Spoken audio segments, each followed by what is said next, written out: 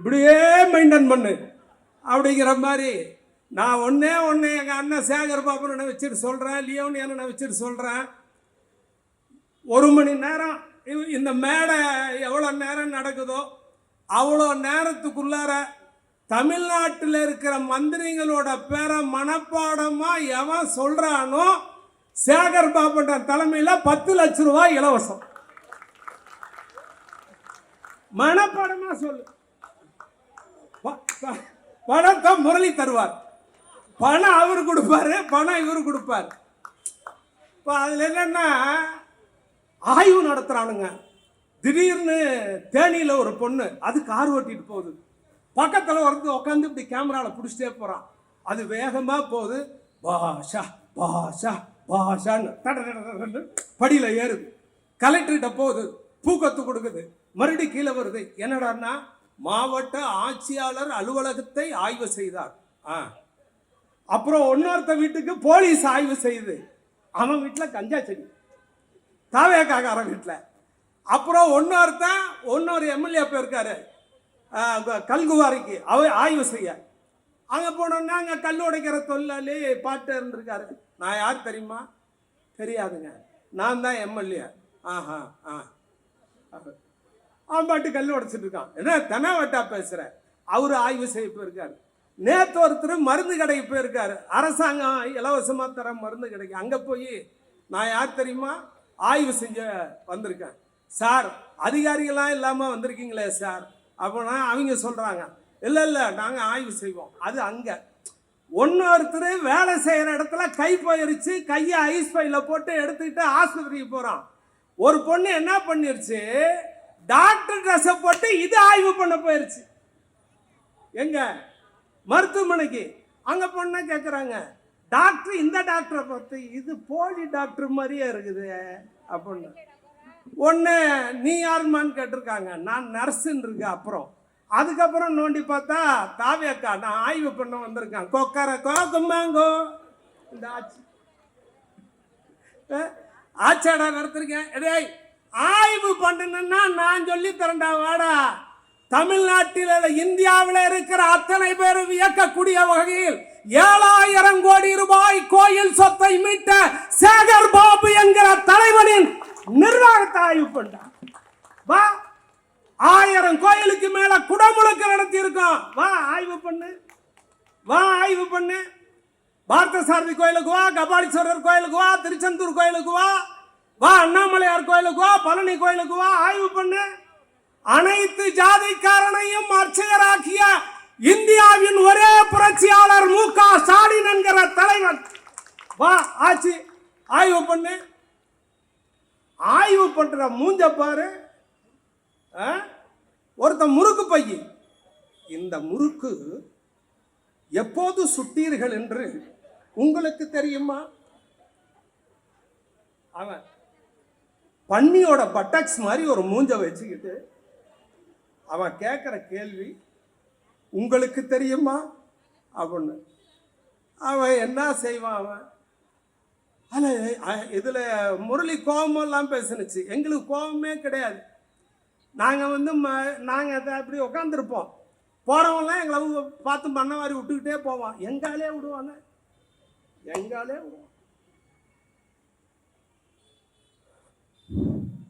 இப்போதான் கண்ணு தெரியுது அப்படின்பா. நாங்கள் விடு, போகிறவனும் விடுவான், இவனும் விடுவான். ஆனால் ஒன்று சொல்கிறேன்டா, சோழனுடைய வரலாற்றில் விஜயாலய சோழன் 35 வருஷம் இந்த நாட்டை ஆண்டான். 96 விழுப்புண்கள் பெற்றான் விஜயாலய சோழன் வரலாறு. 1966 சண்முகம் முடிவற்ற கடைகளை இளைஞர் திமுகவை தொடங்கி 2026 வரைக்கும் விஜயாலய சோழன் 96 விழுப்புண்களை தான் பெற்றான் என்று வரலாறு சொல்லுகிறது. என் தலைவன் மு.க. ஸ்டாலின் 1966 இருந்து 2026 வரைக்கும் போற வர புறம்போக்கெல்லாம் வீசுற கத்திய நெஞ்சில வாங்குறான். போற வர்றவெல்லாம் விடுறான ஆட்டம் அர்ச்சுனா.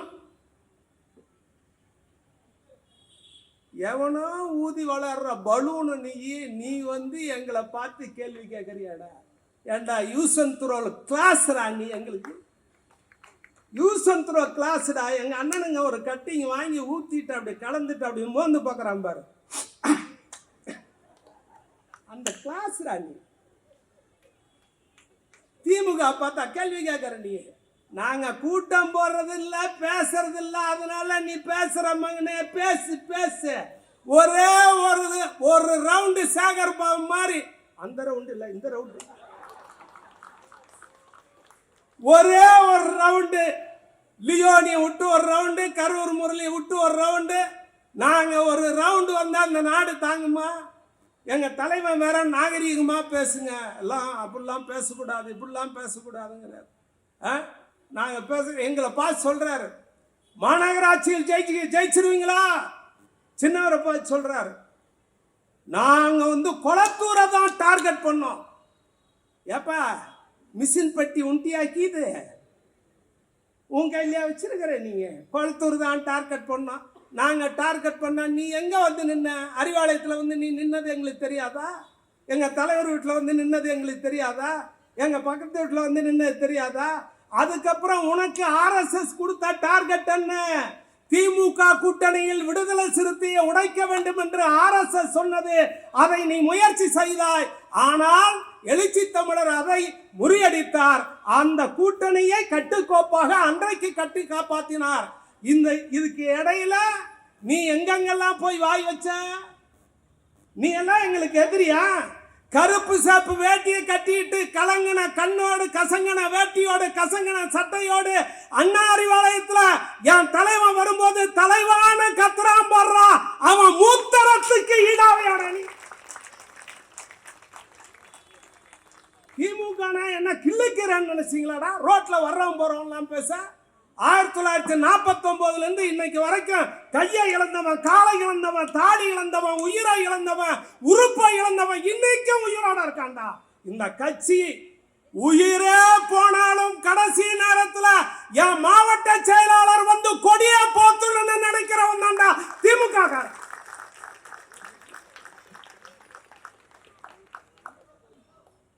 அல்லு சில்லு நீங்கெல்லாம், நான் சொல்லல, மாண்புமிகு முதலமைச்சர் சொன்னார். நீங்கெல்லாம் அல்லு சில்லு. அவரு எனக்கு ரொம்ப பிடிக்கும். யாரு? முதலமைச்சர். எதிர்கட்சி தலைவர் பேசினார்ல,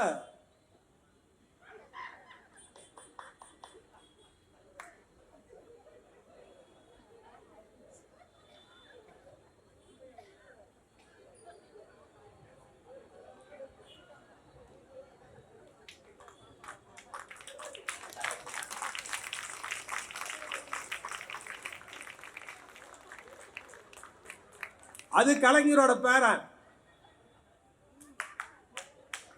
வா வா சொல்லு. 1.5 கோடி பேர் உனக்கு ஓட்டு போட்டான், வேணாங்கிறவன் 3.5 கோடி பேர் எங்களுக்கு ஓட்டு போட்டான். சொல்லு. அவர் டெல்லிக்கு போயிட்டாரு எங்க முதலமைச்சர். அங்க பெரிய நடிகர் உக்காந்துருக்காரு. துமாரா நாம் क्या है? एक्टर विजय है, बड़ा एक्टर मोदी है.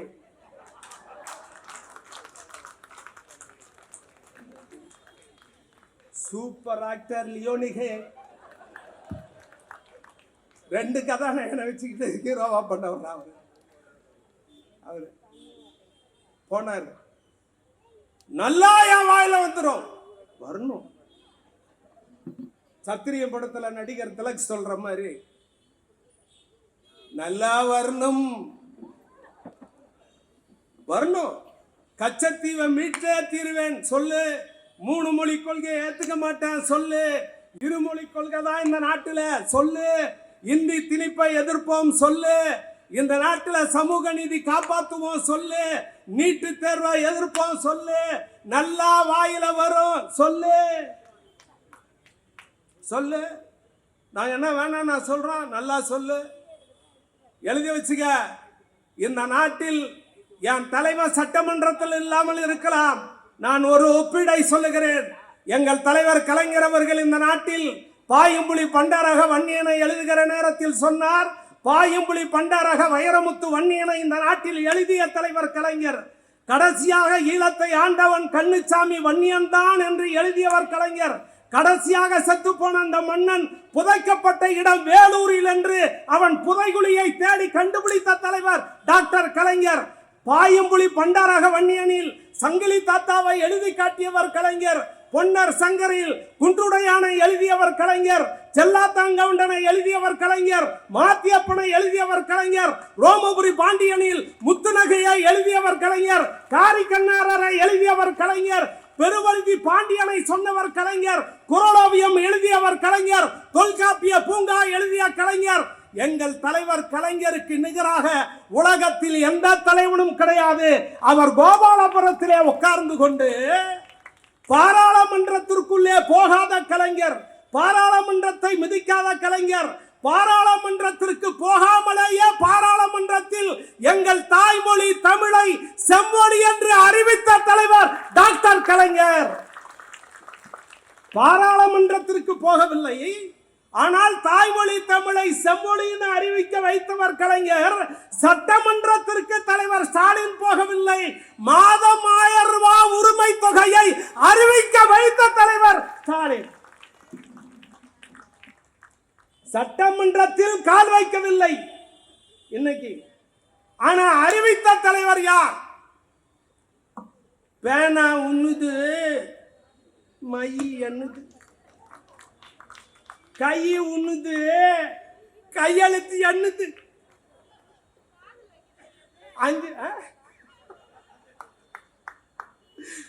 எங்க அண்ணன் சரக்கு எடுத்து கொடுக்கிறார். மாவட்டம் திராவிட முன்னேற்ற கழகத்தில் பேரறிஞர் அண்ணா தொற்று இருக்கிறார், காமராஜர் தொற்று இருக்கிறார், அம்மா ஜெயலலிதா தொற்று இருக்கிறார். ஜனநாயகத்தில் வெற்றி வரும் தோல்வி வரும், அதை பற்றி கவலை இல்லை. ஆனால் ஒரு இனத்திற்கு தலைவன் யார் என்று கேட்டால், தமிழினத்தை தொடுவதற்கு எவனாவது நினைத்தால் அங்கே மு.க. ஸ்டாலின் என்கிற ஒரு தலைவன் இருக்கிறான் என்று டெல்லியிலே இருக்கிறவன் நினைக்கிறானே, அந்த பயந்தாண்டா மு.க. ஸ்டாலின்.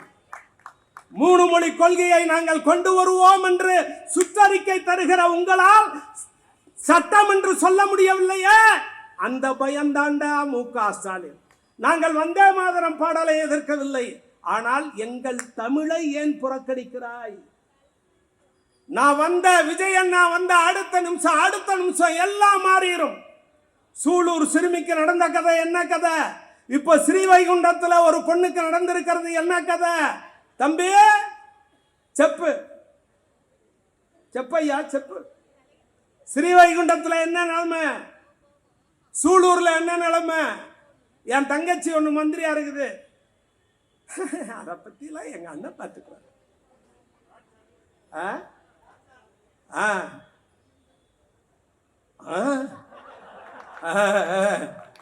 நீ என்ன பார்த்துருக்க பத்தியா? நீயே எப்படி பார்த்துருக்க பத்தியா? நீயே நாட்டில் என்னமாலாம் நடந்துன்னுக்குது. எங்க அண்ணன் எதை பார்த்து சொல்லுது பாரு.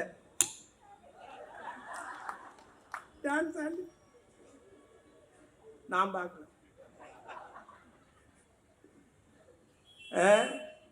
என்னென்ன கதை விடுறீங்கடா, நான் எழுதி வச்சுக்க.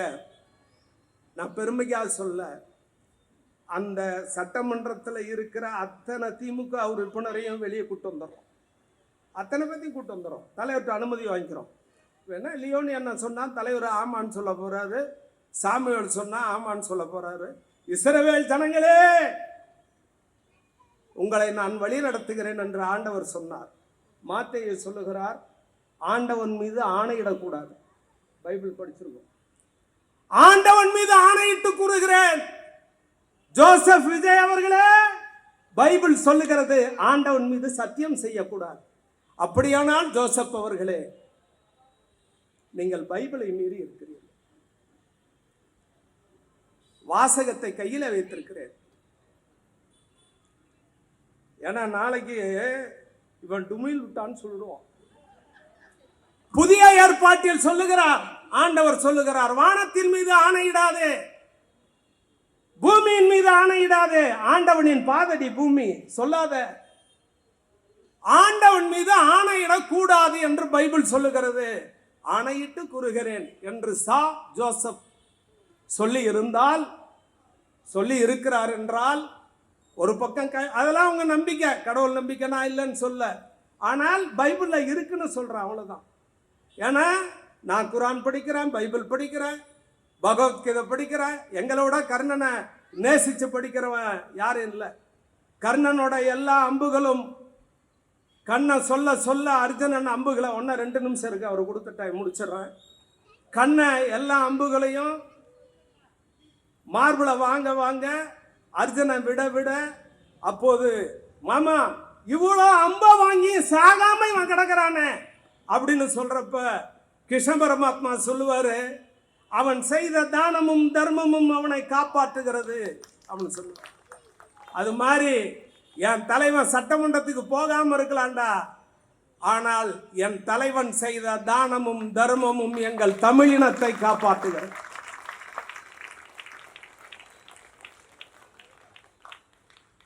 இந்தியாவின் அரசியல் வரலாற்றில் எங்கள் சின்ன தலைவர் ஏன் சனாதனத்தை ஒழிக்க வேண்டும் என்று சொல்லுகிறார்? நியாயமா நியாயமா என்று சத்தம் போடுகிறார்கள். 1795ஆம் ஆண்டில் இந்த நாட்டில் இருந்த சட்டம் என்ன தெரியுமா? பார்ப்பனர்கள் கொலை செய்தால் கொலை குற்றம் அல்ல. அதுவே தாழ்த்தப்பட்ட சமூகத்திலே பிறந்தவன் ஒரு சாதாரண குற்றம் செய்து விட்டால் கூட அவனுக்கு ஸ்டாக்ஸ் என்கிற சட்டம். ஸ்டாக்ஸ் என்றால் அதாவது 2 கையை கழுத்தை இப்படி உள்ள விட்டுறணும். நம்ம தலைக்கு மேலே வரைக்கும் மரப்பலகை இருக்கும். 2 கையை அப்படி உள்ள விட்டுறணும், கழுத்தை அப்படி விட்டுறணும். அவன் மரச்சட்டையில் போட்டு பூட்டிடுவான். அவன் என்ன சொல்றான்னா, அவன் என்ன தண்டனை செய்தான் என்று பார்க்காதே, அவன் எந்த ஜாதியில் பிறந்ததால் தண்டனை செய்தான் என்று பார், அதுதான் தண்டனை. நீங்க இப்படி புரிஞ்சுக்கணும். வால் டாக்ஸ் ரோடுன்னு சொல்றோம்ல, அதை டாக்ஸ் அப்படின்னு வச்சுங்க, அதுதான் அந்த சட்டம். 2 காலுக்கு மட்டும் சட்டத்தை போட்டு பூட்டி விட்டான்னா அவன் இப்படி நடந்து கூட போக முடியாது, அப்படியே நின்றுட்டு இருக்கணும். 2 கையை மட்டும் பூட்டிடுவான். 2 கையை இடுப்பளவுக்கு காலை உள்ள விட்டு தொங்க விட்டுருவான். இப்படியெல்லாம் தாழ்த்தப்பட்ட மக்களுக்கு சட்டத்தால் தண்டனை வழங்கப்பட்டது. அதற்கெல்லாம் காரணம் அவர்கள் சொன்ன சாதிதான். அந்த சாதியை கொண்டு மக்களை பிரிக்கிற சனாதானத்தை எதிர்ப்போம் என்று எங்கள் சின்னவர் சொன்னார். இந்த சட்டம் எந்த ஆண்டு வரைக்கும் இருந்தது தெரியுமா? 1919ஆம் ஆண்டு வரைக்கும் இந்த நாட்டில் இருந்தது. எனவே சாதியை ஒழிக்க நினைக்கிற இளைஞர்களே, உதயநிதி ஸ்டாலின் தலைமைக்கு வாருங்கள். மதவெறியை எதிர்க்கிற இளைஞர்களே, உதயநிதி தலைமையிலே பணியாற்ற வாருங்கள். சமூக நீதியை காக்க நினைக்கிற இளைஞர்களே, உதயநிதி தலைமையிலே பணியாற்ற வாருங்கள் என்று அழைத்து, நான் முன்பே ஒரு கேள்விக்குறி போட்டு நிறுத்தினல்ல, எல்லா சட்டமன்ற உறுப்பினர்களையும் வெளியே அனுப்பிடுங்க, நீங்க சட்டமன்றம் நடத்துங்க. ஆனால் அந்த சட்டமன்றத்தில் உங்கள் அத்தனை பேருக்கும் ஒரே ஒரு ஆளை நிறுத்துகிறோம், அவர்தான் PK சேகர் பாபு. பதில் சொல்லுங்கள், பார்ப்போம். வணக்கம்.